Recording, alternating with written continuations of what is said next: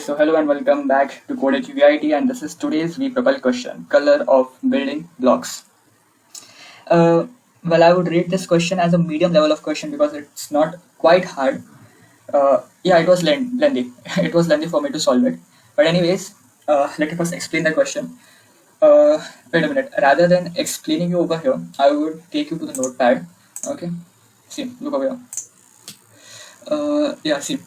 In the first line, they'll be providing you with a value n. Okay, now what does this n stands for?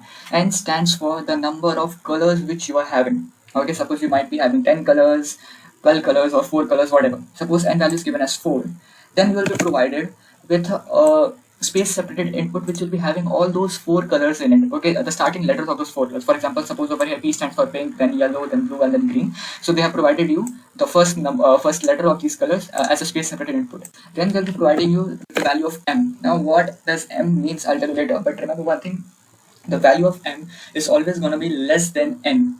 Okay, now after that they'll be providing you a sequence of these colors. See, using these colors P, Y, B and G, they have made a sequence.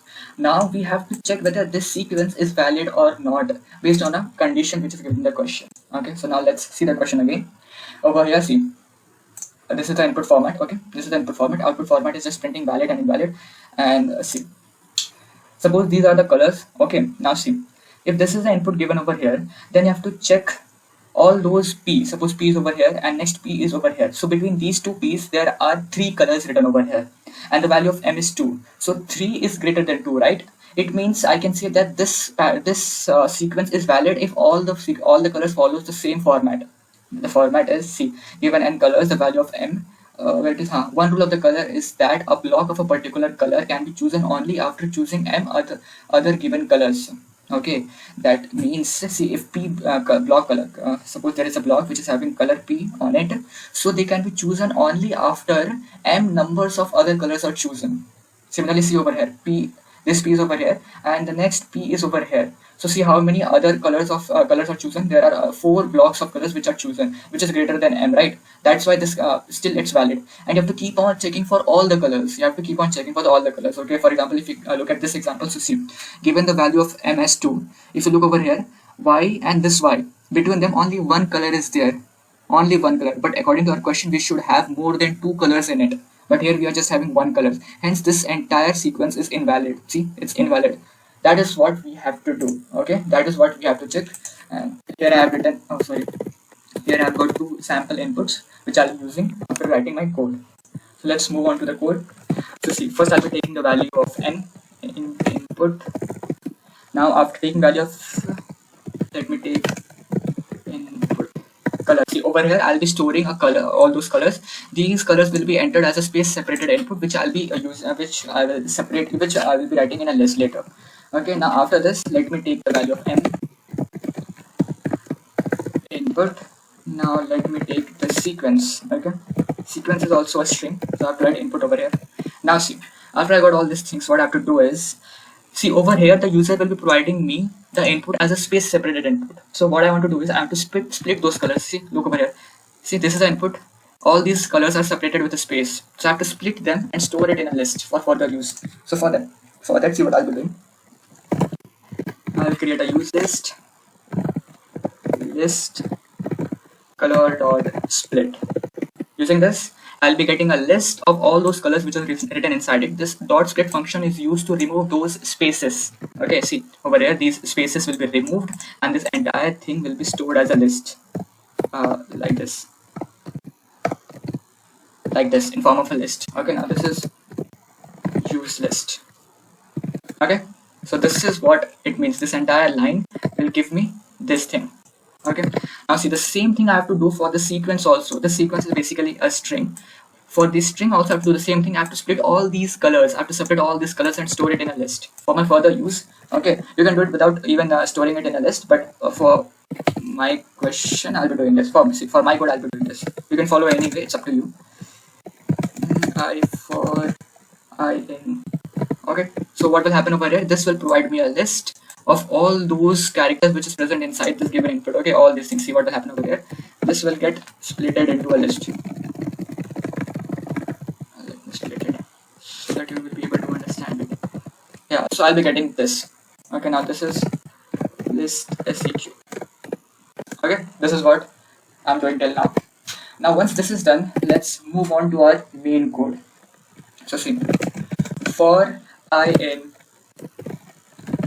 use list, for I in use list, see, let me pass over here. See, what I'll be doing is I'll be defining a function. See, let me tell you. See, this p is at index 0, and this where is another p? Yeah, and this p is at a particular index. So what I have planned to do is I'll be subtracting both these indexes. Okay, I'll be subtracting both these indexes, and I'll be checking whether this value, whether the subtracted value is greater than 2 or not. If that is the case, then I can move on. I can move on to another letters, and I can keep on checking this unless this statement becomes invalid. So for that, what I'll be doing is I'll be defining a function, okay, which will be checking for each and every color one by one. Okay, and then in that function I'll be creating a list which will be storing, suppose if in my function firstly I'm checking for this color p.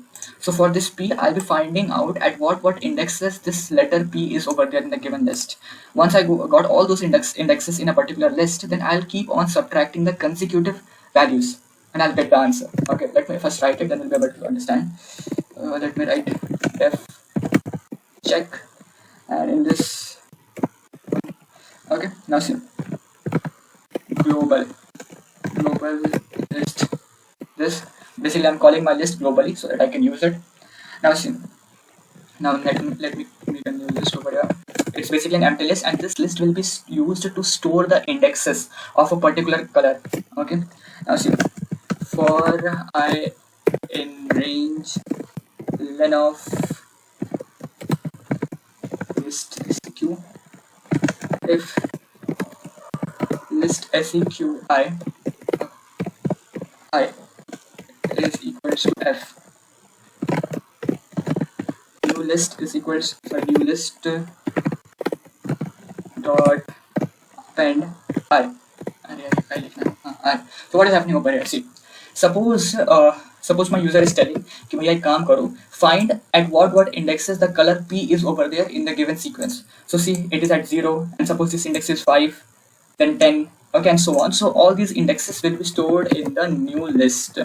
Okay, it will be stored in this new list. All those indexes will be stored. Suppose if I have indexes as 0, 4, 8, 10, and so on. Okay, so here I'm having the indexes. Now see what I'll be doing. I'll be subtracting 4 with 0, and I'll be checking the value which I get by subtracting is greater than 2 or not. Then I'll be subtracting 8 by 4, 8 with 4, and I'll be checking for this. Then I'll be subtracting 10 with 8. Now see, it became equal to 2, but this should not happen. It should not be equal to m. It should always be greater. Hence, I can say that if this is the indexing, then my sequence is invalid.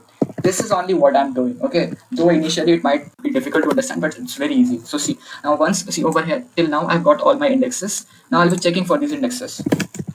For I in range len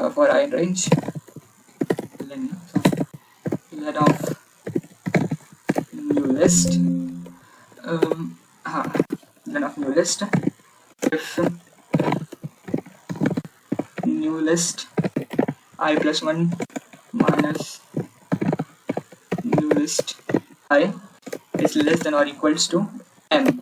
In that case, let me set a global variable. Let me set a variable where answer equals to 1, and then it will be writing answer as 0, then changing answer as 0, and this is enough. Okay, and let me return this. Let me return ans. So see what is happening over here. Basically, I'm checking. See, basically what I'm doing is I'm subtracting 4 with 0, then 8 with 4, and then 10 with 4. And if at any instance the subtracted value becomes either less than or equal to m, in that case this boolean expression, which I've said, it's not a boolean expression, it's basically a variable. Okay, this variable will be changed as 0, from 1 to 0, and it will be returned. Okay, so this function is returning a integer value on the basis of which I'll be checking. Okay, so see, this is the entire logic algorithm. Okay, main logic which is working behind this code. Okay, now I have to just pass on each and every color. So for this, see, d is equals to check for what? Check for I. D is equals to check for I. If d equals to 0, we get final answer is equals to true. Final answer is equals to true. Final answer is equals to true. If that is the case, see, final array. final answer is equals to false. Now see what I'm doing is, see, I'm calling the function over here. Okay. For I in use list, what is there inside use list? Inside use list, I'm having those colors. So suppose if I value of I is equals to p. Okay. So what I'm doing, I am sending the value of p in this define function, and it is checking that it is collecting all the indexes of p. See, in this list, all those indexes of p are collected and stored inside this new list, and then my checking algorithm, that is I'm subtracting the consecutive indexes, and I'm checking whether it is less than or equal to m or not, and then in that case I'm returning the value, answer value. Okay, it will be either equal to 1 or 0. So if it is equal to 0, what does this mean? It means the sequence is invalid. That is why I've created a boolean expression over here, which will be changed as false. And once this is changed as false, I don't need to check for other colors, so I can write a break statement, break over here, break. Okay, now once this is done, see, if final answer is equals to true, then valid is print invalid. That's all. Okay, this is the entire code. This is the entire code. Let me just run it and show it to you. Input एक काम करता हूँ, यहाँ से ले लेता हूँ, Ctrl+C, Ctrl+V. List index out of, अरे यार, ओके ओके, एक मिनट, लिस्ट इंडेक्स, हाँ, लेन ऑफ दिस -1 करना पड़ेगा यहाँ पे, -1. अब मैं बताता हूँ -1 क्यों करना पड़ेगा. देखो, मैंने see, first of all, what I had done was I was running this for loop from 0 to the length of this new list. Suppose length of new list is 0, 1, 2, 3, 4, 5. Okay, 5. So this for loop will be running from 0 to 4.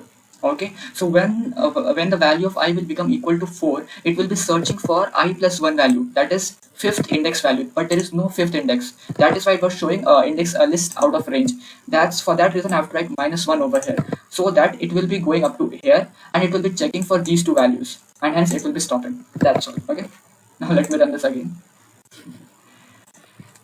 इस बार सही हो जाना भाई.